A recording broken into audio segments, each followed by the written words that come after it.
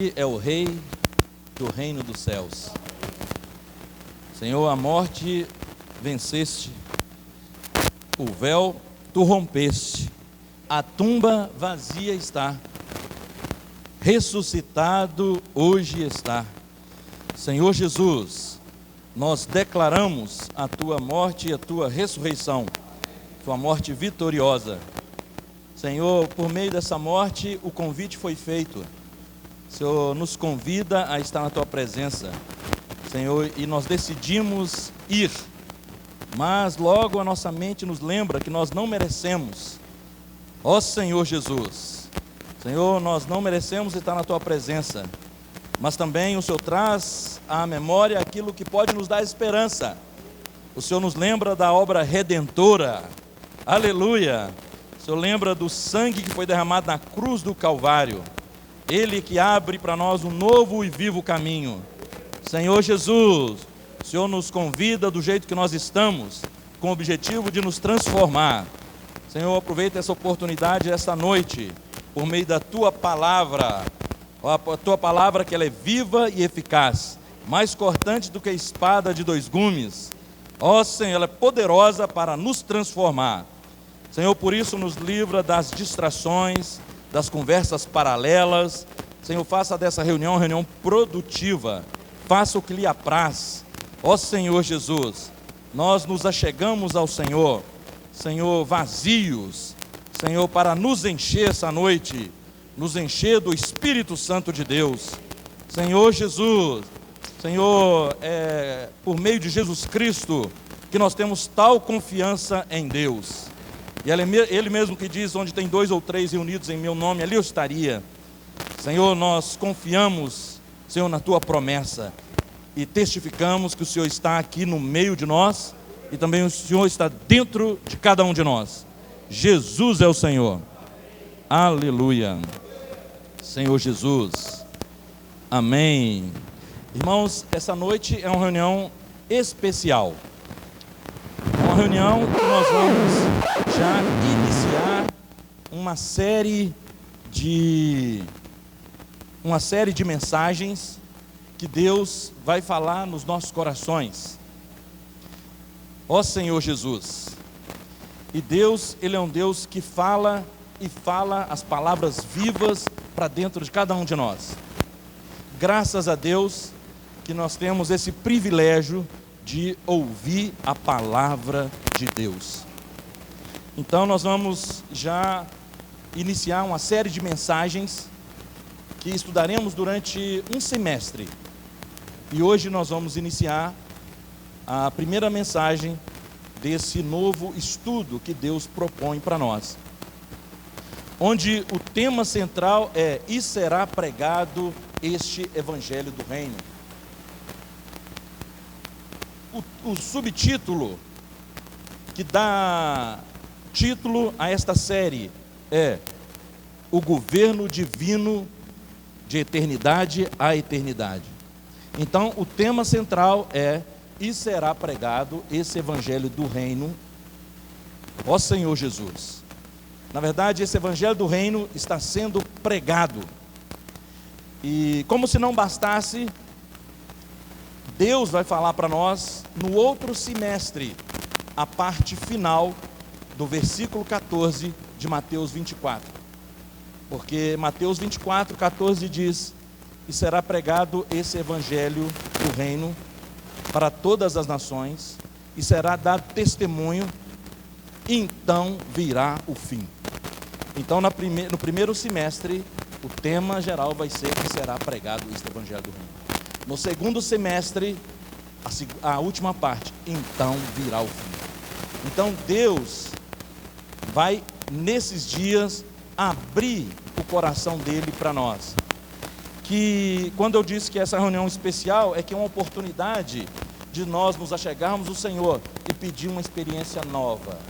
Senhor, eu quero ouvir essa palavra do Senhor como se fosse da primeira vez. Porque são assuntos, irmãos, que Deus está refalando para nós. Deus já falou sobre Mateus. E este semestre e o semestre que vem, nós vamos falar sobre o Evangelho de Mateus.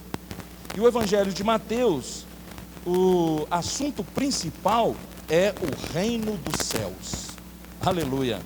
Então, alguns dias atrás nós falamos sobre o reino dos céus. E nós entendemos que o reino é uma esfera onde uma vida reina. E o reino dos céus, ele tem a sua realidade e tem a sua manifestação. E nós também já aprendemos que a realidade do reino dos céus é a igreja. E a manifestação do reino dos céus é o reino milenar. Mas nós, essa noite, não vamos falar só do reino dos céus, nós vamos falar do reino de Deus. Deus, mais uma vez, vai explicar para nós a diferença de reino de Deus e reino dos céus. Mas, ao iniciar essa reunião, eu vou fazer como o profeta que Deus está usando, que é o nosso amado irmão Pedro Dong. Ele iniciou no estudo diário, ele iniciou mostrando para nós qual é a fonte, qual é a origem das revelações, como se dá isso, o que falar e o que alimentar o povo de Deus. Esta é uma preocupação dos profetas, daqueles que estão à nossa frente, daqueles que têm mais intimidade com Deus. Eles têm temor e têm responsabilidade. Então, quando nós falamos que nós vamos falar esse semestre sobre o governo divino da eternidade à eternidade, sobre e será pregado esse evangelho do reino, qual é o papel da igreja e o nosso papel, como aplicar essas palavras no nosso viver diário, irmãos, é uma preocupação e um temor muito grande daqueles que estão à nossa frente. Então, qual é a origem, né? Como se dá essa revelação? Na verdade, o Pedro Dong, ele falou um pouco da experiência dele. Ele, no semestre passado, falou para nós sobre o Deus que nos chama para o seu reino e glória, utilizou as epístolas de 1ª e 2ª Timóteo e utilizou Apocalipse para falar das igrejas. E quando ele estava terminando, isso já em agosto, e uma semana antes da conferência internacional em São Paulo, que deu origem à série de mensagens que nós vamos revisar, que nós vamos ruminar, que nós vamos meditar e aplicar no nosso vida diário. Quando ele estava para iniciar estas palavras na conferência internacional, já faltando uma semana, ele já tinha uma ideia, que o Espírito Santo já tinha dado uma direção para ele, o que falar para as igrejas. Ele se sentia como uma águia, que quando vai atrás de alimento, e deixa no seu ninho os filhotes, e eles já estão com as boquinhas abertas, esperando alimento. Então, ele se sentia como essa águia, nesse voo, para estar mais próximo de Deus, do Espírito Santo, para trazer o alimento para as igrejas de toda a terra. Não só do Brasil, mas de toda a terra e de todo o continente. Então, irmãos, a responsabilidade, vale a pena falar dessa experiência, porque a responsabilidade é muito grande. Então, a palavra de Deus, a palavra profética, não vem de imaginação e elucidação humana, mas são homens santos, inspirados por Deus, e recebem a revelação. Então, ele ali, faltando uma semana, ele é despertado de madrugada, mais precisamente 2h30 da manhã, e ele, com temor de ser um canal fiel, não de falar de acordo com o seu conhecimento e suas habilidades, que o homem de Deus, ele corre esse risco por ter muito conhecimento, por ter experiências passadas, mas ele não queria ser este que falava de si próprio, mas ele queria ser fiel a Deus. Ele queria ser aquele dispenseiro fiel. O que Deus requer de um dispenseiro é que ele seja fiel. Então essa era a preocupação dele. Então 2h30, aí ele não dormiu mais. Aí o Espírito Santo despertou ele para orar e ler mais a Bíblia, e ali orando, lendo a Bíblia, tendo comunhão com Deus. Demorou ainda, não foi naquela madrugada, nem naquele dia, demorou alguns dias, mas depois o Espírito Santo foi lembrando e foi dando uma direção para ele, irmãos. A palavra de Deus, ela é lâmpada para os nossos pés e luz para os nossos caminhos. Então, esse é o temor de estar falando uma palavra que não é a vontade de Deus. Então ele ali, buscando a presença do Espírito Santo, aí o Espírito Santo foi iluminando, foi dando palavra para ele, e aí nós vamos estudar esse fruto dessa comunhão de um servo de Deus. Nós vamos falar sobre o Evangelho do Reino. Nós vamos falar que a igreja, ela assume um papel muito importante para Deus colocar em ordem aquilo que o inimigo transformou em um caos. Então nós vamos falar de um governo divino da eternidade, de eternidade a eternidade. Nós vamos falar dessa autoridade. Então, eu gostaria de ler com os irmãos um pouco mais, desfrutando um pouco mais dessa fonte, ou dessa origem das revelações, como que se dá, e do temor, Senhor Jesus. Segunda epístola de Pedro, aleluia, segunda de Pedro 1,19, Senhor Jesus, aleluia. Segunda epístola de Pedro, aleluia. Amém.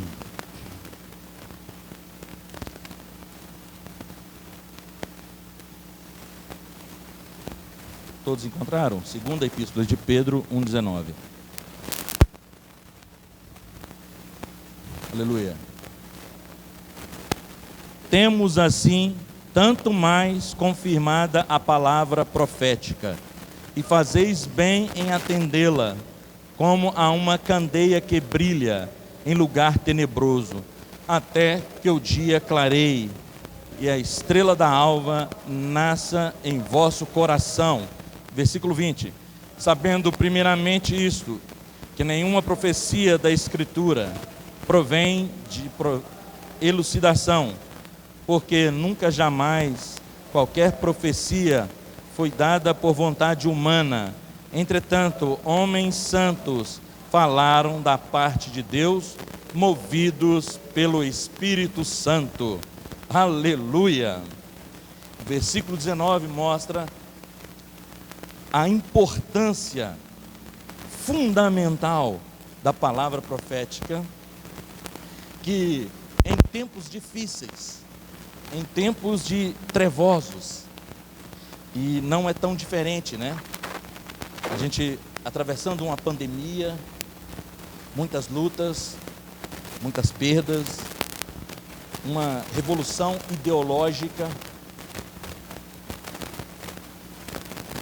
essas ideologias de gêneros, estas confusões que dividem as pessoas, que tornam as pessoas violentas, a iniquidade aumentando, que isso é profético, está lá em Mateus 24:12, fala que por se aumentar a iniquidade, por se multiplicar a iniquidade, o amor de quase todos esfriará.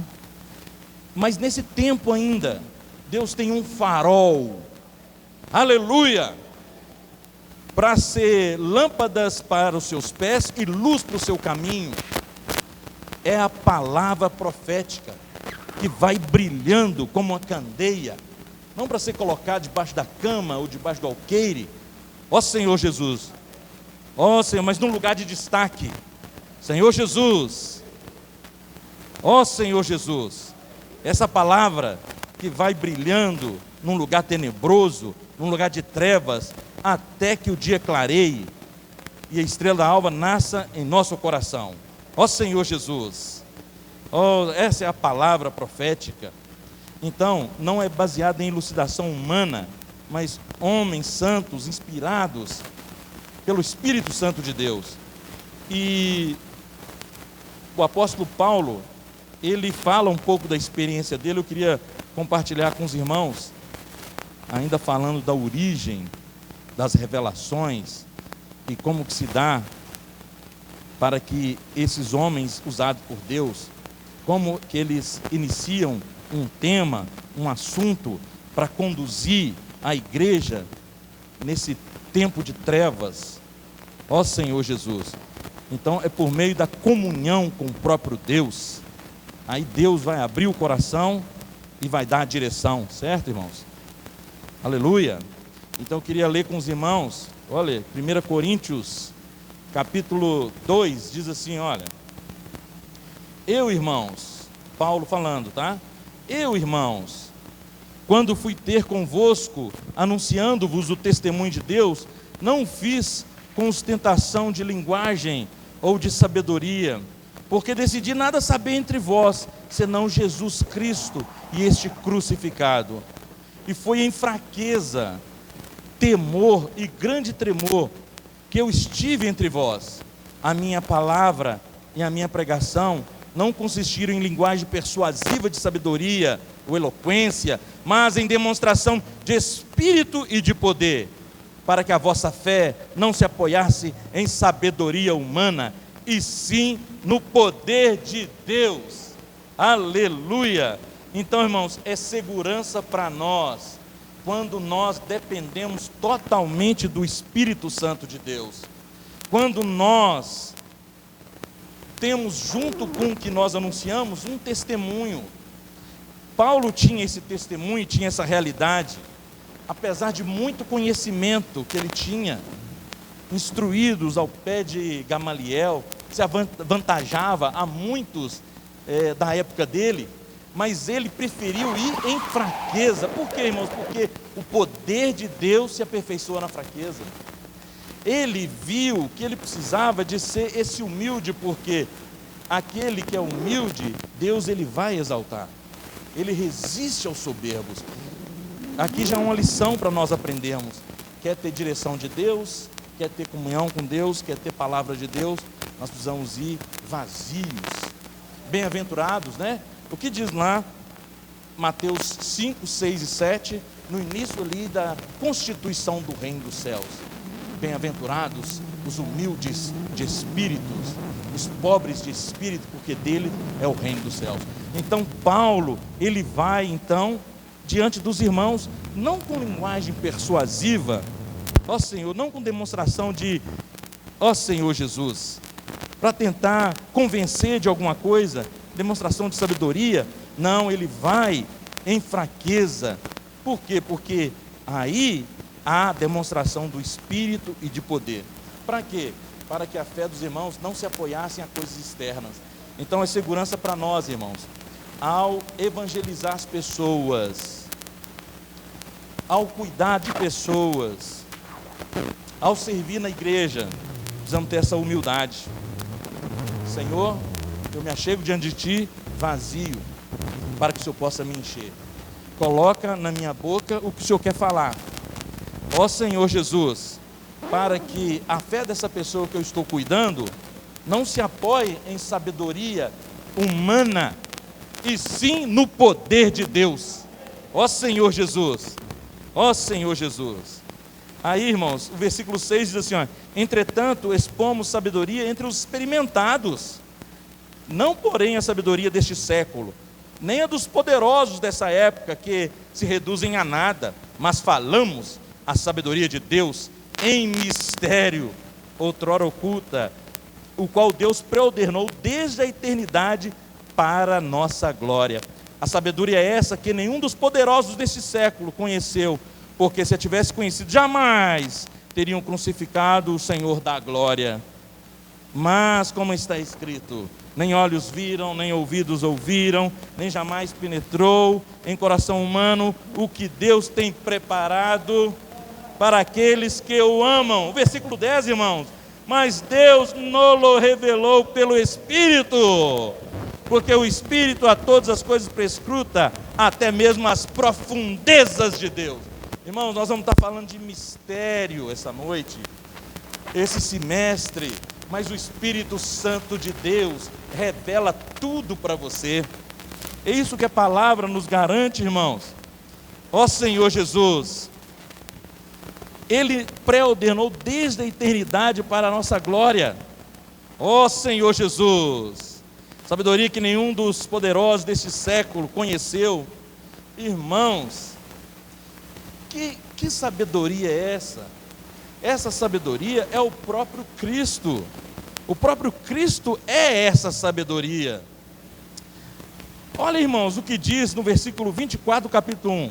No versículo 23 e 24. Diz assim, ó: mas nós pregamos a Cristo crucificado, escândalo para os judeus, loucura para os gentios, mas para os que foram chamados, tanto judeus como gregos, pregamos a Cristo, poder de Deus e sabedoria de Deus. Então, irmãos, esta sabedoria e esse poder que vem do Evangelho é o próprio Cristo, porque o versículo 24 fala que Cristo é poder e sabedoria de Deus. Então, sabedoria não é simplesmente uma virtude, uma qualidade, um adjetivo. De certa maneira, sim, mas de uma maneira mais profunda que o Senhor está nos revelando, a sabedoria é uma pessoa. Então, Cristo não tem sabedoria, Cristo é a sabedoria. Tem muita diferença, irmãos. Ele é a própria sabedoria e se revela para cada um de nós.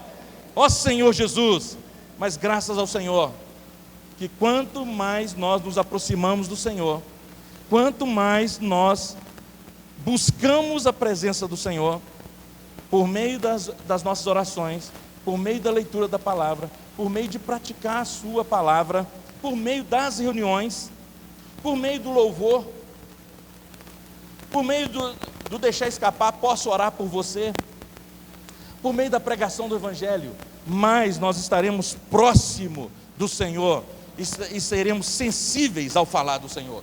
Então nós precisamos crer, irmãos, que Deus sempre usa umas pessoas mais do que as outras, e nós precisamos ter humildade para obedecer isso e sujeitar a autoridade de Deus. Não era assim com os profetas? Sim, irmãos. O que fala lá em Deuteronômio, Números? No Velho Testamento houve até um conflito. Miriam e Arão acharam que era igual a Moisés e poderiam também falar por Deus, de certo, poderiam falar com Deus, mas Deus falava com eles em visões, em revelações, mas para Moisés Deus falava face a face. Moisés era a boca de Deus ali. Então Moisés, ele que estava com a palavra profética.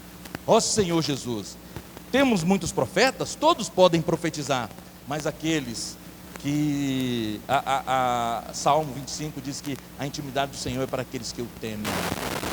A este o Senhor faz revelar os segredos do coração. Então, quanto mais íntimo de Deus, quanto mais consagração, quanto mais busca, mais Deus vai usar cada um de nós. Então, os irmãos que estão à nossa frente, o nosso irmão Pedro, ele é sem arrogância nenhuma, sem vaidade nenhuma, sem orgulho nenhum, ele testemunhou e falou da experiência dele, que ele realmente vai diante do Senhor em simplicidade, em humildade, de joelho, e pedir ao Senhor: Senhor, apesar dos muitos anos de dedicação, muitos anos que serve ao Senhor, apesar do conhecimento, mas ele pede sempre a orientação do Espírito Santo para conduzir as igrejas, conduzir os filhos de Deus. Aleluia. Então, dito isso, irmãos, porque é muito importante que nós vamos estar começando esta série de mensagens, então nós precisamos saber em quem nós temos crido e quem Deus tem usado. E segundo Crônicas 20 diz o seguinte: crede no Senhor vosso Deus e estareis seguros, crede nos profetas e prosperareis. E os profetas, como nós lemos na epístola de Pedro, não é elucidação humana, eles estão falando coisas que eles quebraram debaixo do braço, não, é comunhão com o Espírito Santo de Deus, são inspirados pelo Espírito Santo de Deus. Ó Senhor Jesus. Então nós vamos prosseguir e falar agora sobre o tema. Então nós falamos da origem. São homens inspirados por Deus, que buscam comunhão com Deus, que têm temor e preocupação de estar falando por eles mesmos. Então eles falam essas mensagens e nós pegamos essas mensagens e cada um de nós também precisa ter essa intimidade com Deus, para Deus ainda falar mais conosco e nós aplicarmos a palavra. Então, irmãos, é um assunto que muitos no meio cristão acham que o propósito de Deus é livrar o pecador do inferno e levar ele para as mansões celestiais. Não é isso que Deus tem revelado aos seus santos e profetas. Claro que a vontade de Deus passa por... A vontade de Deus é que todo homem seja salvo e chegue ao pleno conhecimento da verdade. Mas Jesus Cristo, quando ele iniciou a pregação do Evangelho em Mateus, ele falava do reino. Ele falava assim, olha, arrependei-vos, porque está próximo o reino dos céus. Ele veio chamar pecadores e publicanos ao arrependimento. Por quê? Porque a mensagem principal de Jesus não era tirar o homem do inferno e levar para o céu, mas era estabelecer o seu reino. Sabe por quê, irmãos? Porque Deus não criou o homem para o inferno. Na verdade, houve um acidente de percurso. O maligno entrou no jardim, deturpando o plano de Deus original, mas o plano de Deus original era o reino. Quando Deus criou Adão e Eva, Ele criou a imagem dele, homem e mulher os criou e os abençoou, e disse, sede fecundos, enchei a terra, sujeitai, dominai. Ou seja, ele estava falando de domínio, de autoridade, de reino. O homem era para ser um representante da autoridade de Deus na terra, mas o pecado entrou, então ele teve que lidar com o pecado. Mas a mensagem principal é o reino de Deus. Ó Senhor Jesus. E aí eu quero mostrar um diagrama, que é uma representação gráfica para os irmãos, sobre o reino de Deus. É mistério, mas o Senhor tem revelado para nós, irmãos. Aleluia. Olha, irmãos, o reino de Deus, que maravilha. Que o Senhor possa nos iluminar, como já tem iluminado vocês na leitura semanal. Na terça-feira fala disso aqui, ó, o reino de Deus. E o Espírito Santo nos revelou uma diferença do reino de Deus e o reino dos céus. A Bíblia, vamos ler nas nossas Bíblias, Mateus 4. Senhor Jesus, amém. Mateus 4. Aleluia. Amém, aleluia, glória a Deus. Mateus 4, essa passagem, Senhor Jesus, fala da tentação de Jesus no deserto. Logo que ele foi batizado, então ele recebeu um comissionamento, né? E aí ele iniciou o ministério terreno dele. Aí ele passou pelas águas, o Espírito levou ele para o deserto, para ele passar por algumas provas, iniciar o ministério dele. Aí ele iniciou o ministério dele, irmãos. Logo que ele passou pelas tentações no deserto, na hora que ele estava pronto, no versículo 12 fala assim: ouvindo, porém, Jesus que João fora preso, retirou-se para a Galiléia, e deixando Nazaré, foi morar em Cafarnaum, situada à beira-mar, aos confins de Zebulon e Naftali, para que se cumprisse o que fora dito por intermédio do profeta Isaías: terra de Zebulon, terra de Naftali, caminho do mar, além do Jordão, Galiléia dos gentios.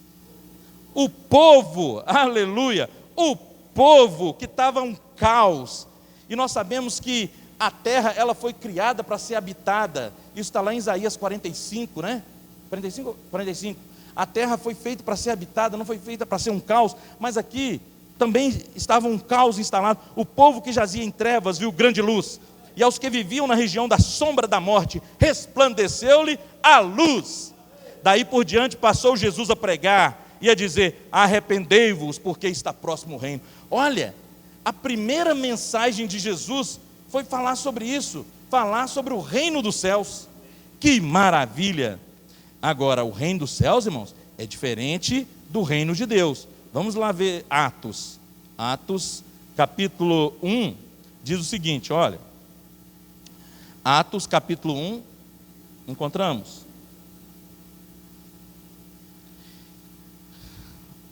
Lucas falando assim, ó, escrevi o primeiro livro, ó Teófilo, relatando todas as coisas que Jesus começou a fazer e a ensinar. Isso aí é um relato do Lucas, né? Até ao dia em que, depois de haver dado mandamentos por intermédio do Espírito Santo aos apóstolos que escolhera, foi elevado às alturas. Então, Lucas pegou os relatos detalhadamente. Ele falou assim, olha, então eu comecei a escrever desde o ponto inicial que ele começou a fazer e ensinar, até o dia que ele foi levado aos céus, às alturas. Então, ele fala o relato de 3 anos e meio. Aí o versículo 3 fala assim, olha, a estes também, depois de ter padecido, se apresentou vivo. Ó, a este também, depois de ele ter sido morto, Senhor Jesus se apresentou vivo, aqui já fala da ressurreição, com muitas provas incontestáveis, aparecendo-lhes durante 40 dias. Ó Senhor Jesus, aqui ele, se fosse hoje, para quem está se preparando para o Enem, as meninas estão, algumas preparando ainda para o Enem, seria o intensivão. Durante 3 anos e meio, ele esteve com eles, ensinou eles, mas não foi suficiente, irmãos. Ele teve que aparecer ainda, falou assim, esse povo está difícil de aprender. Ele teve que aparecer ainda durante 40 dias, Selminha. Aí ele, olha o que diz aqui, irmãos. A estes também, depois de ter padecido, se apresentou vivo, com muitas provas incontestáveis, aparecendo-lhe durante 40 dias e falando das coisas concernentes ao reino de Deus. Aí já não é reino dos céus, reino de Deus. O que é reino de Deus, irmãos? Aí entra numa questão filosófica. Reino de Deus, irmãos, é da eternidade passada até a eternidade futura. Está vendo aquela linha, a linha inicial ali, ó? Sem começo, sem princípio e sem fim. Esse é o reino de Deus, é simples assim. É eterno. Por isso que o tema desta série é o governo divino de eternidade a eternidade. Então o reino de Deus, irmãos, é de eternidade passada a eternidade futura. Esse diagrama mostra essas figuras. Então aqui, por exemplo, é da eternidade passada, sem princípio. Aí no tempo nós começamos, isso aqui, ó, eternidade passada, irmãos, sem princípio, não tinha o fator tempo. O tempo começou a contar aqui na época dos patriarcas, ali em Gênesis, quando Deus ele criou os céus e a terra, aí a terra estava sem forma e vazia. Aqui é uma recriação, porque do capítulo 1, do versículo 1 ao versículo 2, existe esse intervalo de tempo, da eternidade passada até os patriarcas. No versículo 2, que fala da criação ali em Gênesis, no original hebraico, a palavra criação é bara. Bara significa criar a partir do nada. Quando eu falei que existe uma questão filosófica, é porque muitos filósofos, muitos entendidos e infelizmente muitos cristãos se enganam em achar que o universo, que o que tem no universo, iniciou com o Big Bang. Eles falam de uma explosão, houve até essa explosão, foi comprovado cientificamente, mas antes dela, já havia a eternidade passada, já havia o universo não foi criado com o Big Bang. Aí alguns filósofos perguntam, e na verdade eles não perguntam, eles são perguntados. Por que algo ao invés de nada? Nós estamos falando que aqui, irmãos, olha, não existia nada, eternidade passada, sem princípio.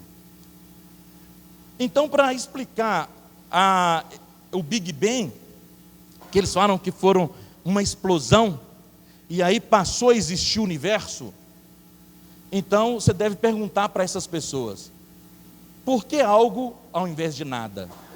Se antes do Big Bang não existia nada, então por que depois passou a existir algo?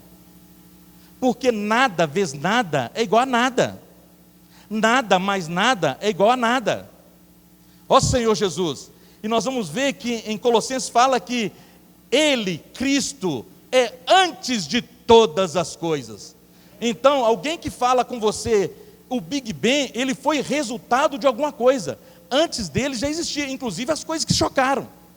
Então, é falácia dizer que o universo foi criado a partir do Big Bang. Então aqui, irmãos, da eternidade passada, aí nós começamos aqui, na era dos patriarcas, nós começamos aqui com Adão, e Adão, tá certo? Adão até Moisés, aqui nós temos a história de Israel, aqui nós temos a igreja, aqui já é o Novo Testamento. No Novo Testamento, nós temos o reino dos céus. O reino dos céus, ele tem a realidade que é a igreja. Numa das mensagens nós falamos que a igreja, ela é a esfera onde Cristo o Rei reina. É a jurisprudência. O mundo tem muitas nações, muitos reinos, mas Cristo, através da igreja, ele encabeça um povo e ele é ouvido. Então a igreja, ela é a realidade do reino dos céus. E quando o Senhor voltar, nós teremos a manifestação do reino dos céus, que é o reino milenar. Vai ter a sua parte celestial e sua parte terrena. E depois disso, em Apocalipse, fala de novo céu, nova terra, e fala da eternidade futura, sem fim. Então, Deus, ele é o início e ele também é o fim. O reino de Deus, ele compreende da eternidade passada até a eternidade futura. No tempo, começou aqui, iniciou aqui a história dos patriarcas, que é do Velho Testamento, a história de Israel. Aí, há 2000 anos atrás, Cristo fundou a igreja, que é a realidade do reino dos céus, e nós teremos a manifestação, que é o reino milenar, e no futuro, nós teremos a eternidade. Ó Senhor Jesus, é por isso que Deus amou o mundo de tal maneira, que deu o seu Filho unigênito, que todo aquele que nele crê, não pereça, mas tenha a vida eterna. Para quê? Para que você viva eternamente com o Senhor. Ó Senhor Jesus. Então esse é o reino de Deus, a diferença entre o reino de Deus e o reino dos céus. O reino de Deus já existe, sempre existiu, da eternidade passada até a eternidade futura. Ó Senhor Jesus. E o reino dos céus é a igreja, que é a realidade do reino dos céus e a sua manifestação no reino milenar.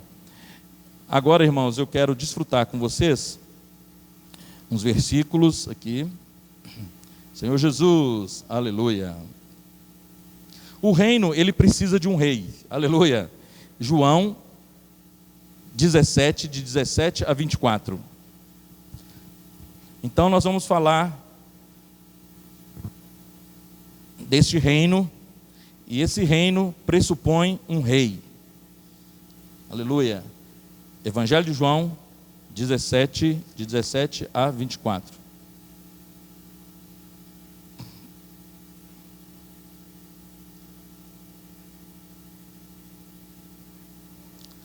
Senhor Jesus, amém. Todos encontramos, aleluia. Evangelho de João.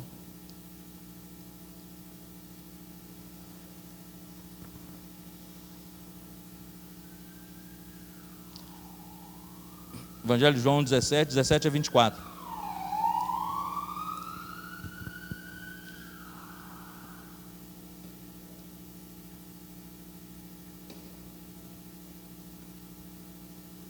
Amém. Essa é a oração sacerdotal, né? Vamos ler o 16, porque o 15 também. porque aí ele fala também um pouco do reino, né? Na verdade, existe um governo paralelo nesse mundo, mas existe um reino e uma esfera onde que o Senhor, Ele domina um povo, que é na igreja, que é como se fosse uma ilha, onde nós somos regidos pelas leis desse novo reino, baseado ali em Mateus 5, 6 e 7, que é a constituição desse novo reino, desse novo governo. Então, irmãos, nós não somos do mundo, ó Senhor Jesus, aleluia. Versículo 15 até o versículo 24. Não peço que os tireis do mundo, e sim que os guardes do mal. Eles não são do mundo, como também eu não sou. Santifica-os na verdade, a tua palavra é a verdade. Assim como tu me enviaste ao mundo, também eu os enviei ao mundo. E a favor deles eu me santifico a mim mesmo, para que eles também sejam santificados na verdade. Não rogo somente por estes, mas também por aqueles que vieram a crer em mim, por intermédio da sua palavra, a fim de que todos sejam um, como és tu, ó Pai, em mim e eu em ti. Também sejam eles em nós, para que o mundo creia que tu me enviaste. Eu lhes tenho transmitido a glória que tens dado, para que sejam um como nós somos, eu neles e tu em mim, a fim de que sejam aperfeiçoados na unidade, para que o mundo conheça que tu me enviaste e os amastes, como também amaste a mim. Pai, a minha vontade é que onde eu estou, estejai também comigo os que me deste, para que vejam a minha glória que me conferiste, porque me amaste antes da fundação do mundo. Ó Senhor Jesus, aleluia. Que oração maravilhosa, né? O filho orando ao Pai e pedindo a unidade para que o mundo acreditasse nesse rei do reino dos céus, para que o mundo acreditasse que um novo reino estava sendo estabelecido.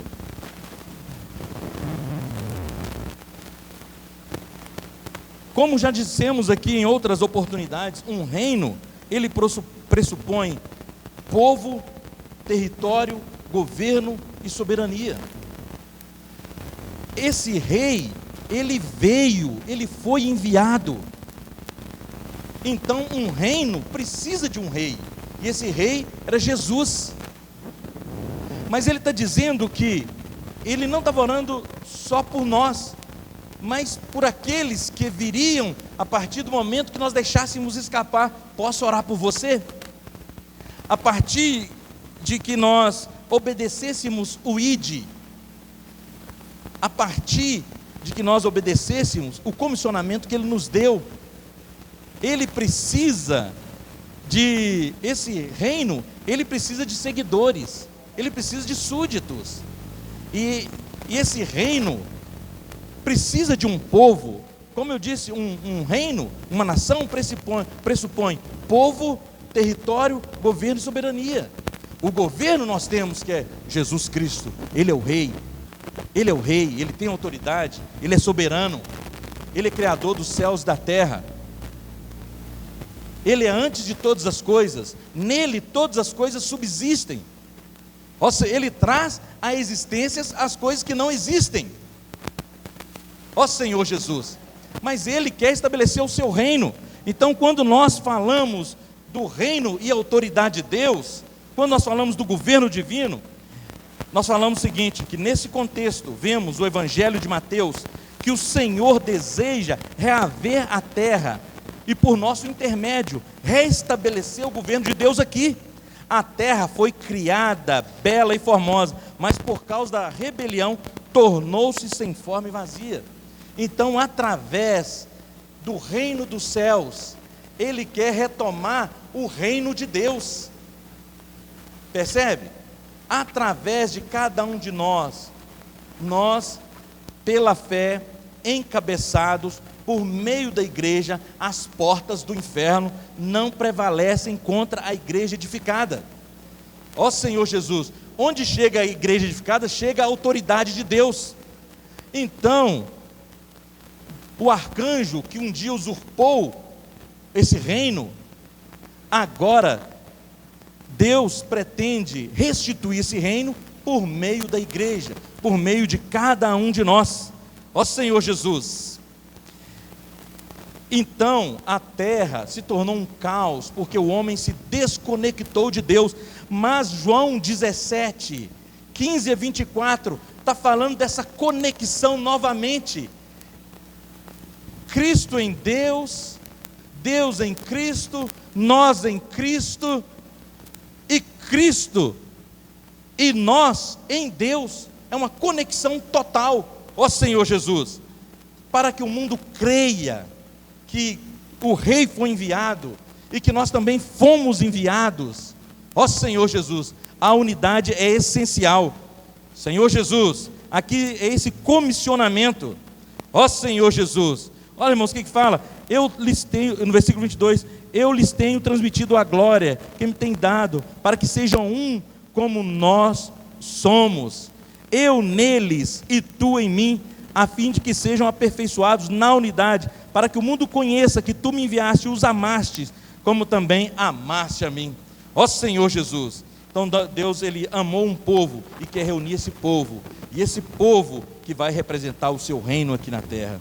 Senhor Jesus, aleluia. Então, seguindo, irmãos, falando mais sobre o reino, nós temos aqui a pessoa de Mateus. Mateus foi um discípulo, um apóstolo, que ele foi escolhido por algumas habilidades que ele tinha. Mateus, também de codinome Levi, ele era judeu, mas ele era judeu de nascimento, mas ele era também publicano. E por que eu estou falando de Mateus? Porque Mateus é que fala das experiências de um governo, de umas experiências administrativas. Ele fala de reino. Por quê? Porque ele estava envolvido com o reino de Roma. Roma dominava sobre o Oriente e sobre quase todo o mundo. Mas ali na Judéia, Mateus, ele era um funcionário do reino romano. Ele era responsável, como se fosse hoje, se fosse numa cidade, uma secretaria da fazenda. Se fosse no governo federal, o Ministério da Fazenda. Porque ele era um coletor de impostos. E coletor de impostos era como se fosse um fiscal. E cobrava os impostos para devolver para Roma. Então ele era odiado. Quer dizer, as pessoas não gostavam dele. Porque ele era aquele fiscal. E se hoje os fiscais, eles não são tão honestos, você imagina naquela época. Há relatos na história que eles eram desonestos, inclusive na coletoria, e eles eram odiados. Mas Jesus, ele veio chamar pecadores ao arrependimento, a ponto de chamar Mateus, e era uma posição de destaque e de responsabilidade, porque tratava-se com muito dinheiro, recolhia os impostos de todos ali para entregar para Roma. E normalmente eles recebiam bem, é como se fosse um fiscal do tesouro, da fazenda, né? Da receita.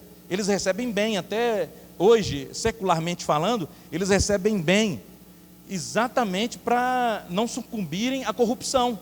Mas mesmo assim, alguns sucumbem à corrupção. A gente vê relatos. Então Mateus recebia muito bem, ele era homem de posses. Ele fez um banquete, convidou Jesus. E estava lá na casa dele todos os publicanos. E os fariseus falando, mas esse come com o publicano. Aí falou assim, o médico vem para os são ou para os doentes? O médico vem para os doentes. E eu vim chamar pecadores ao arrependimento. Então ele veio chamar também Mateus. E olha, irmãos, que Mateus ele tinha uma característica. Ele, por ser coletor de imposto, ser rico, tinha traços ali também de, infelizmente, de desonestidades, era um pecador, era um publicano, mas na hora que Jesus chamou, ele viu a autoridade do rei do reino dos céus, ele foi na hora. Eu fico imaginando como que ele deixou aquele negócio ali, gente. Ele corria risco de vida, porque ele devia obrigação a Roma, aos soldados, e ele estava tratando ali de coletar os impostos, mas ele largou aquilo e seguiu o Senhor. Jesus, o rei do reino dos céus, ele tinha esse magnetismo. Então ele, com autoridade, ele chamou, e Mateus largou aquilo e foi. E depois Mateus foi muito usado, porque Mateus, ele falou da constituição do reino dos céus. Ele falou de Mateus capítulo 5, 6 e 7, falou da constituição do reino. Mateus, ele descreve Jesus no Evangelho como o leão da tribo de Judá. Ele descreve Jesus como rei. Marcos descreve Jesus como um servo. Lucas, o médico, descreve Jesus como homem. João descreve Jesus como Deus, né? Outro patamar, né? Ele é aquele que reclinava no peito de Jesus, quer dizer, era o discípulo amado, e Deus é amor. Então ele descreve Jesus como Deus. Mas Mateus descreve Jesus como o rei, Mas Deus aproveitou na hora de chamar, por quê? Porque ele sabia ali dos detalhes administrativos. Ele sabia a questão do governo, do reino, então ele pôde falar isso com muita propriedade. Então essa era a pessoa de Mateus, né? Esse magnetismo do Senhor é maravilhoso. E o Senhor, ele chama realmente pecadores ao arrependimento. Deus, ele não é de ficar chamando muitos capacitados, né? Mas ele capacita os chamados. E se sintam, irmãos, todos vocês chamados para compor esse povo do reino dos céus, que vai contribuir com o Senhor para estabelecimento do seu reino eterno, para o reino de Deus. Ó Senhor Jesus, esse evangelho é maravilhoso. Ó Senhor Jesus, evangelho do reino dos céus. Esse é um mistério, irmãos, mistério da criação. Vamos falar um pouco mais do mistério da criação? Quero ler com os irmãos João, capítulo 1, 2 e 3. Aqui nós vamos entender um pouco mais do reino de Deus, do universo, da criação. Evangelho de João.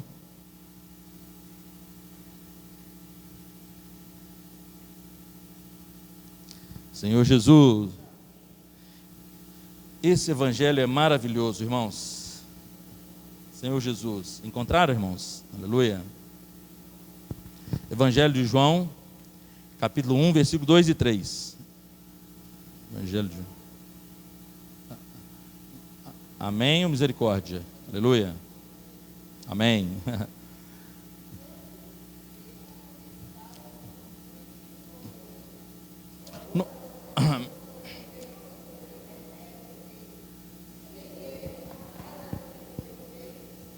Amém, aleluia, Senhor Jesus, amém.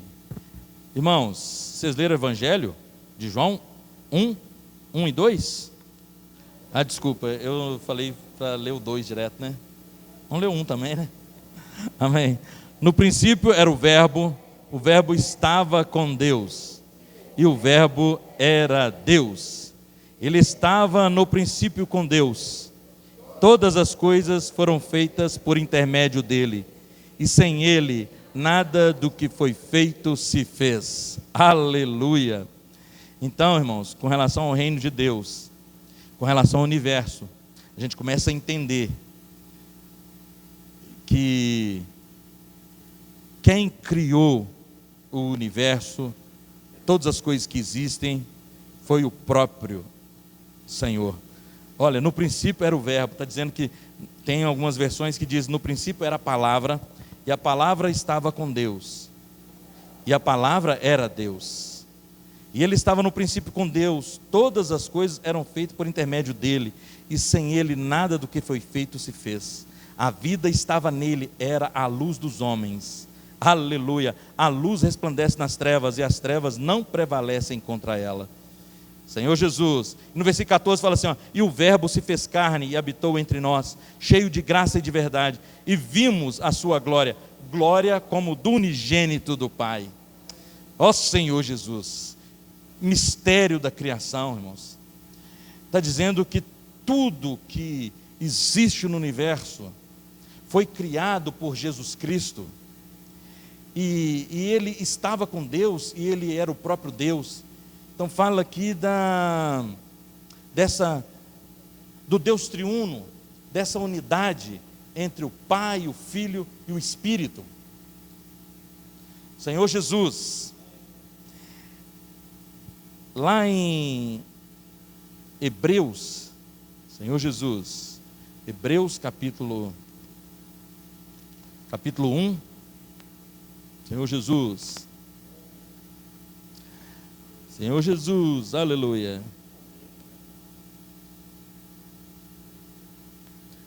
Aleluia. Hebreus capítulo 1, versículo 3.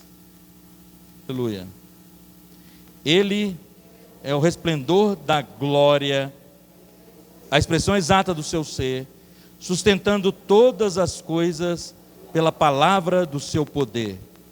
Depois de ter feito a purificação dos pecados, assentou à direita da majestade nas alturas, tendo se tornado tão superior aos anjos, quanto herdou mais excelente nome do que eles. Senhor Jesus. Agora, 1 de João, agora epístola. Primeira epístola de João, capítulo 1. Senhor Jesus, aleluia, amém.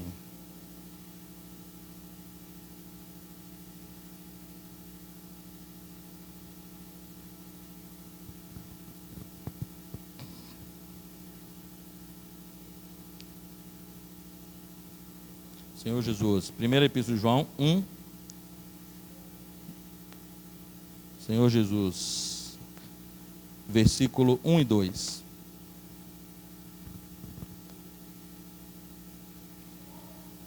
Aleluia. O que era desde o princípio, o que temos ouvido, o que temos visto, os nossos próprios olhos, o que contemplamos, e as nossas mãos apalparam, com respeito ao verbo da vida. E a vida se manifestou, e nós temos visto, e dela damos testemunho, e vos anunciamos a vida eterna, a qual estava com o Pai e nos foi manifestada. Ó Senhor Jesus, a vida nos foi manifestada. Aleluia. Agora Hebreus 11.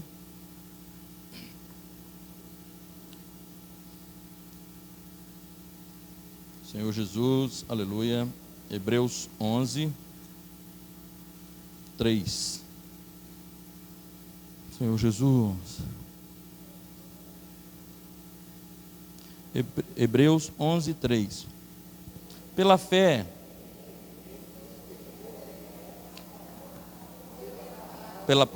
aleluia.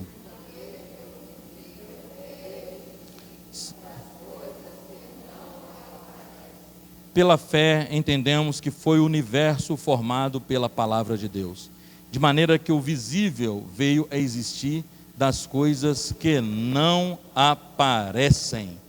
Ó Senhor Jesus, pela fé entendemos que foi o universo formado pela palavra de Deus. Em Salmo 33 diz que disse Deus e tudo se fez. Aí, pela palavra de Deus, o visível veio a existir das coisas que não aparecem. Ó Senhor Jesus. Irmãos, é maravilhoso, porque as coisas que realmente foram criadas, tanto o universo Aqui dizendo que foi formado pela palavra, mas as coisas também que tem no universo. Quando Deus ali na recriação, quando Deus ele disse, haja luz e houve luz, na verdade, a luz que passou a existir, ela passou a ser visível. Mas essa luz já existia antes, porque Deus é luz e não há nele trevas nenhuma, de maneira que o que passou a existir era visível, mas o Deus invisível fez-se manifestar por meio da criação dele. No segundo dia e terceiro também foi assim. No segundo dia, Deus ele disse que separa-se as águas de cima com as águas de baixo, ouve-se o firmamento. O firmamento é o ar, tá certo? É a atmosfera. E esse ar, que é a mesma palavra no grego para espírito, pneuma, então o espírito já existia. Então, isso também contribui com o entendimento desse versículo, ou seja, de maneira que o visível veio existir das coisas que não aparecem. Então o Espírito naquele momento não aparecia, mas passou a existir. Senhor Jesus. Também no terceiro dia foi assim, quando o Senhor falou quando Ele criou a porção seca, e surgiu a terra.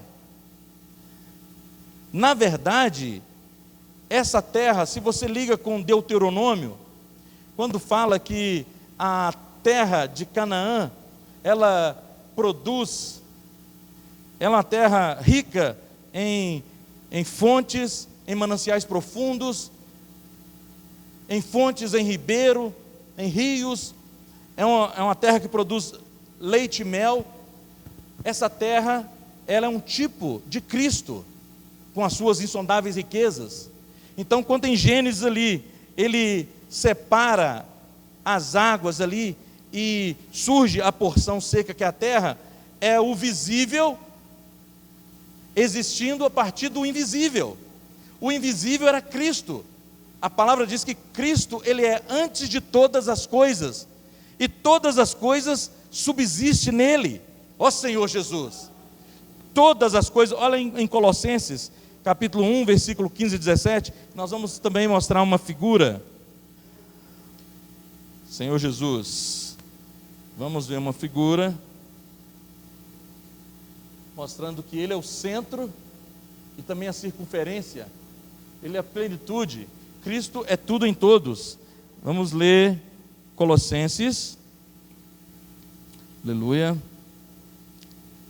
Colossenses capítulo 1, versículos, Senhor Jesus, amém, Senhor Jesus, versículo 15, não, vamos no versículo 13, até o versículo 17, Ele nos libertou do império das trevas e nos transportou para o reino do Filho do seu amor, no qual temos redenção, a remissão dos pecados. Este é a imagem do Deus invisível, o primogênito de toda a criação, pois nele foram criadas todas as coisas, nos céus e sobre a terra, as visíveis, as invisíveis, sejam tronos, sejam soberanias, quer principados, quer potestades, tudo foi criado por meio dele e para ele. Ele é antes de todas as coisas, nele tudo subsiste. Aleluia, nele, irmãos, tudo subsiste. Aleluia. Essa palavra subsiste no grego é sunistal, que significa que une todas as partes num todo. Ele une todas as partes num todo. Ele é o centro e a circunferência. Ele também é o centro e a plenitude. Ele é a origem de todas as coisas. Então, o sentido da vida, a origem do universo, a origem de todas as coisas, a origem da terra, a origem de tudo, é Cristo, irmãos. Essa é uma revelação tremenda. Provérbios fala que quando Deus estava criando todas as coisas, Jesus Cristo era o arquiteto dele, e ele era a própria sabedoria, e ele estava ali se regozijando nas delícias com o Pai.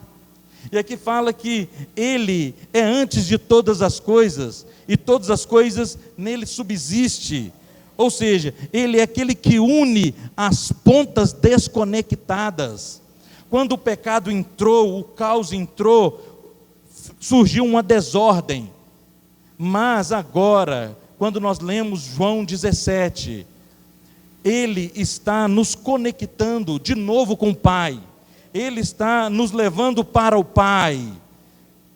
Por isso que ele diz que eu sou o caminho, a verdade e a vida, ninguém vem ao Pai senão por mim. Nós estamos sendo introduzidos na glória do Pai, por meio de Cristo, que Ele é a razão, o sentido de todas as coisas. Nele todas as coisas subsistem. No grego significa que Ele une todas as partes de um todo.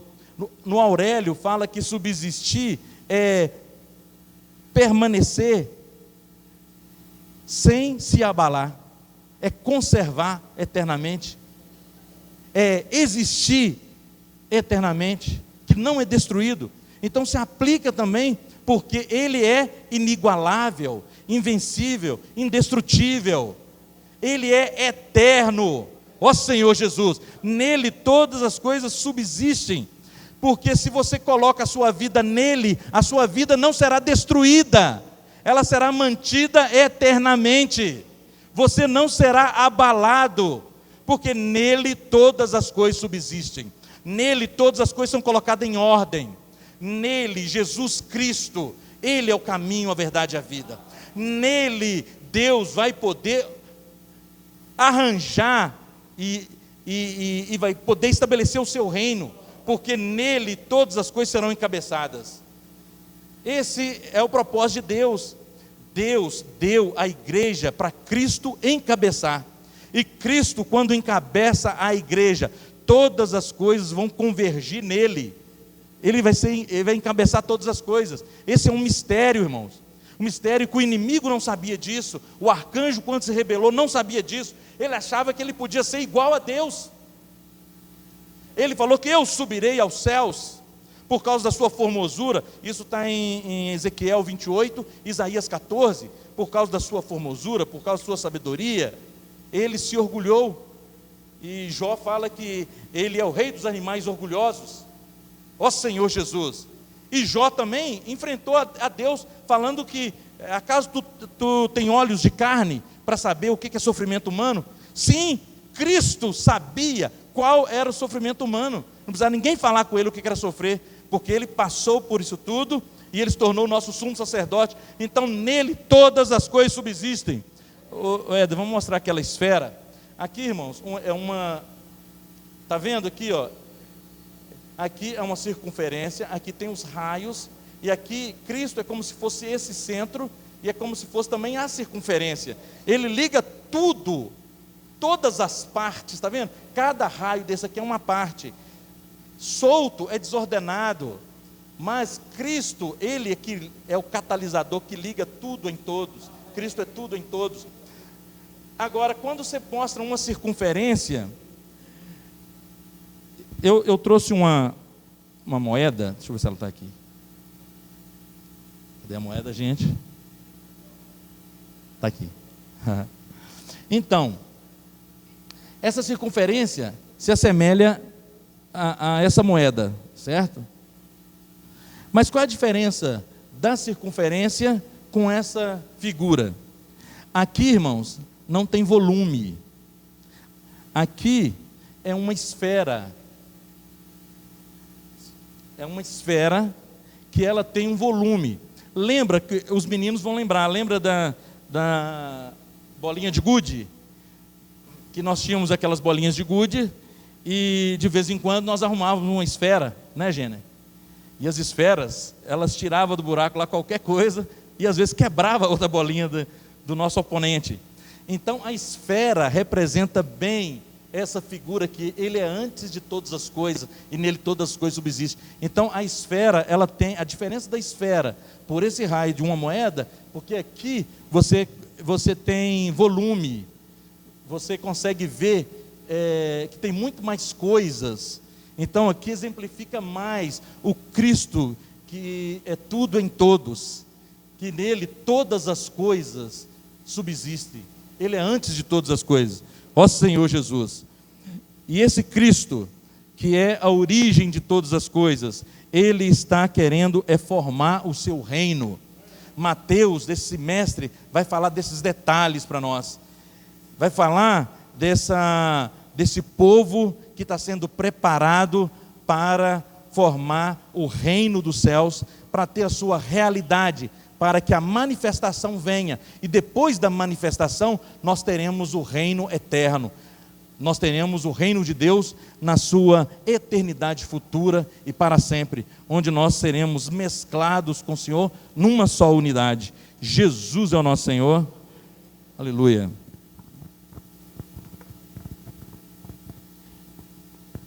Temos ainda, irmãos, 5 minutinhos. Se alguém